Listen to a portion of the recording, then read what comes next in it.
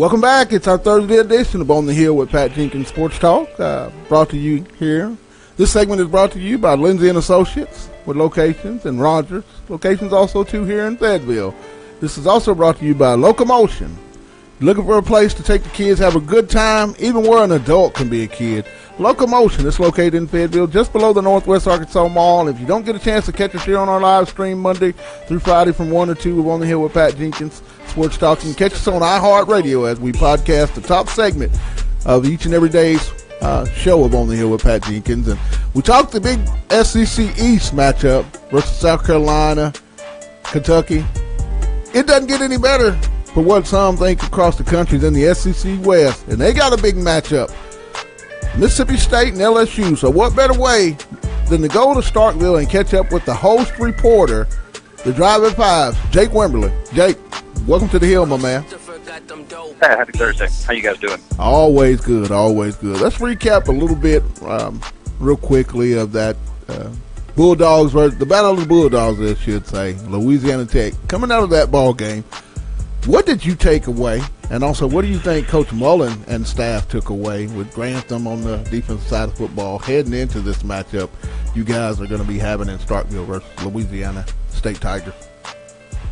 A couple things when you look at this defense. One, they play faster than they played last year, but also they're a year older. Guys like Jeffrey Simmons and Leo Lewis, Kobe Jones, Fletcher Adams, you look at Brandon Bryant, Mark McLaurin, all of them are a year older, a year wiser, and you can see that on the field.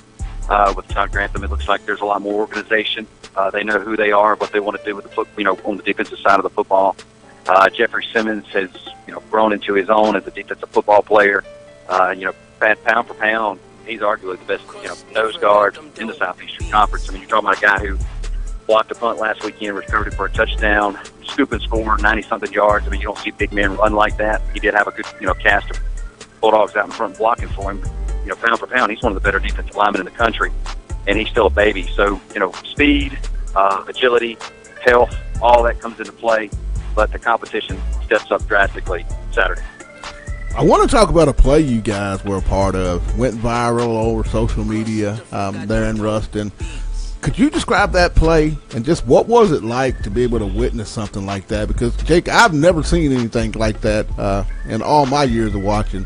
In any level, junior high, Boys and Girls Club, college, high school, pro. Describe that play in your words. Yeah, it was a second down play, second goal play, and a high snap from the center to Louisiana Tech quarterback Jamar Smith, and he tipped it. And it just hit him just right, and Pat, it was one of those things like a shot off like a rocket behind him about 10 yards, and then it was kind of whole game of kick the can down the road.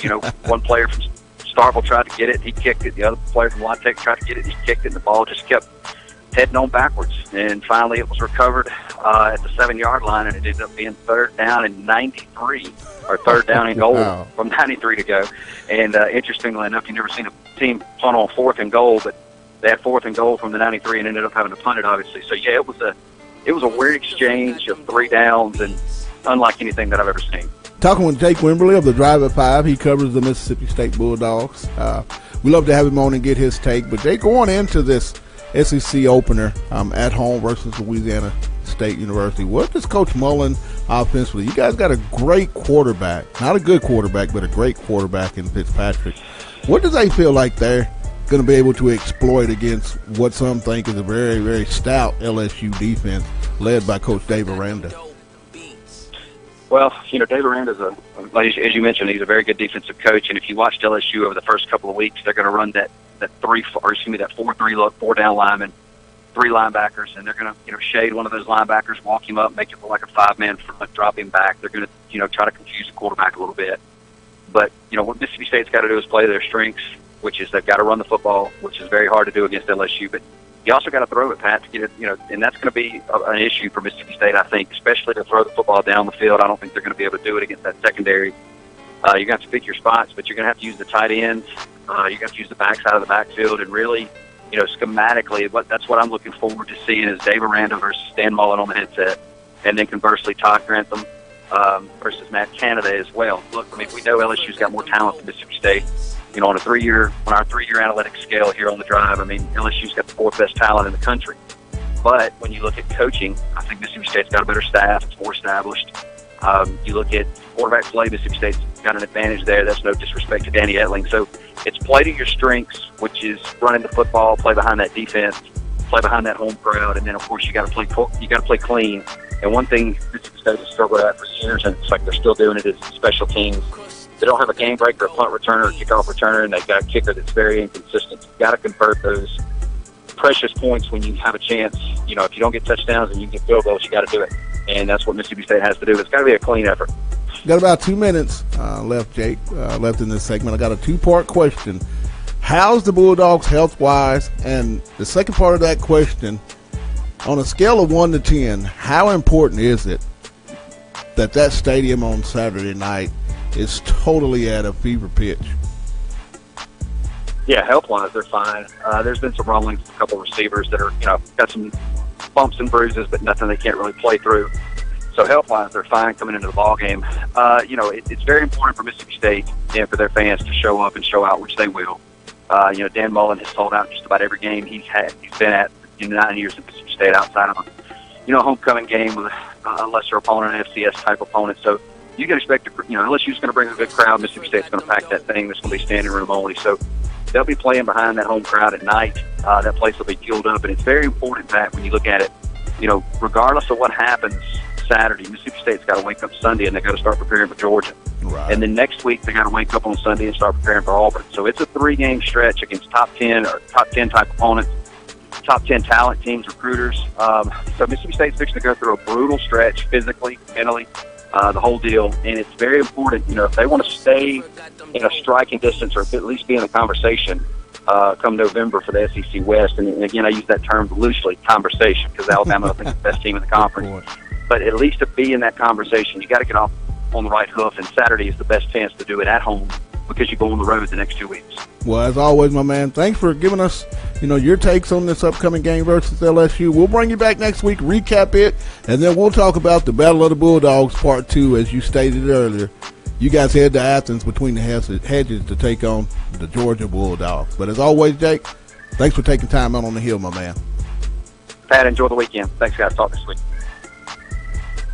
That was Jake Wimberly of the Drive at 5 giving us the Mississippi State take on this upcoming home opener versus the LSU Tigers. And that's going to conclude our interview segment of today's On the Hill with Pat Jenkins Sports Talk. And we got about 4 or 5 minutes left. I want to bring in my producer, Demetrius Johnson, and just ask Demetrius, when you've heard the takes heading into the Eastern Battle versus Kentucky from Kevin McGuffey of the Big Blue Nation, South Carolina's version from Will Gunner of Spurs and Feathers, and then this big matchup in the SEC West, Mississippi State's own Jake Wimberly of the Drive at 5.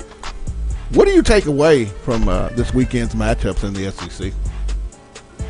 It's football season. I think it's really is about to, as the young people say, it's about to get lit. We're really about to dive into this SEC play. You're really about to start seeing teams' destination at the end of the year kind of start taking form within our conference. And what I mean by that is just getting into that interleague play to see who's going to end up in Atlanta come around that November, December time. So I'm just really excited. Glad we're really about to get into that SEC conference, really about to see some SEC football. It's just interesting to really get some good matchups early in the season, because I believe this Mississippi State and LSU is a critical game. A lot of people have LSU, Auburn, Alabama winning out of the West. So it's interesting to see LSU really get a true test this week. So I'm really excited. I think I agree with you. I think, when you look at this Kentucky-South Carolina matchup, I think these are two teams that could really be a big factor in how the eastern side of the SEC shapes up. I mean, they're two programs, I believe, on the uptick. South Carolina's a team that I really felt good about the entire year. And when you're able to go beat a great, I should say a good North Carolina State, who some said had a very, very good defense, able to come out on top. And then you travel to SEC East opponent, Missouri, and get a big win. If they can come out of this game at home versus Kentucky, you have to feel good, because they do have a very good chance if they take care of business versus La Tech to be 4-0. Now that's a football team with a ton of confidence. Same way with Kentucky. Their program, I think, if they can get this win on the road at South Carolina, you're talking about Bob Stoops and that Kentucky Wildcat program in year 5 under Stoops. feeling really good about the direction they're headed as they'll be hosting the Florida Gators. And then when you look over in the West, talking about Fitzpatrick, this is a guy that many think could be the top quarterback in the conference. To be able to play a home game versus a really good Dave Aranda-led LSU defense, a defense that I have high respect for, and multiple people throughout not only the SEC but country respect Dave Aranda as a defense coordinator. If he's able to somehow pull off this victory, I think it's going to be a very physical football game. I like Dan Mullen in night games in Starkville. Always seems to pull out a little bit of something with what you didn't expect. So I'm looking forward to a great game. And I agree with you, Demetrius. This signifies SEC football, and the key word I'm going to say for the entire year is going to be parity. It's going to be a tough, gritty football game each and every Saturday. And what better way to have these two opponents, an Eastern matchup and a Western matchup, to kind of feature just what the SEC is all about. But we want to give a big thank you before we get out of here to Kevin McGuffey of Big Blue Nation. He came on and gave us the Wildcat quarter of the matchup going against the Gamecocks. And then we want to also give a thank you to Will Gunner of Spurs and Feathers. He covers South Carolina for On the Hill, and we always get good stuff when we talk to Will. And lastly, closing it out, Jake Wimberly of the Drive at 5 came on and gave us what was going on in Starkville with the Bulldogs.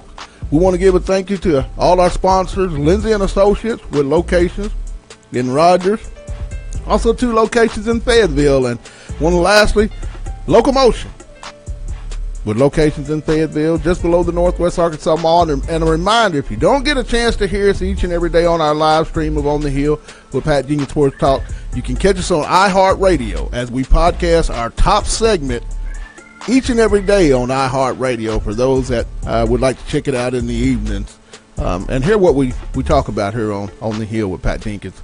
Until tomorrow, it's a Friday show. We're going to talk a little recruiting and a little bit more about what to expect next week in preparation for the Texas A&M Aggies in Jerry's World. It's Pat Jenkins. You guys have a blessed one.